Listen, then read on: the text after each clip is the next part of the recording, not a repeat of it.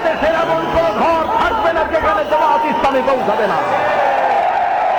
শান্তির জন্য কল্যাণের বার্তা নিয়ে সারা বাংলাদেশে সর্বত্র ইসলামের দাওয়াত পৌঁছে যাবে গণতান্ত্রিক পদ্ধতিতে।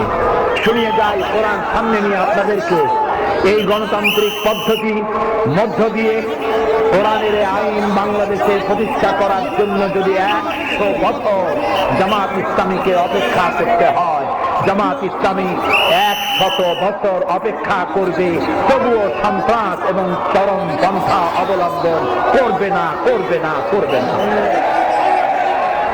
আমাদের অসংখ্য সাহিত্য ভান্ডার আছে, বললে হবে না জামাত ইসলামী কোন ইসলামী দল নয়। যিনি বলেন তিনিও কিয়ামতে উঠবেন, আমরা উঠব। আমি 50 বছর ওরা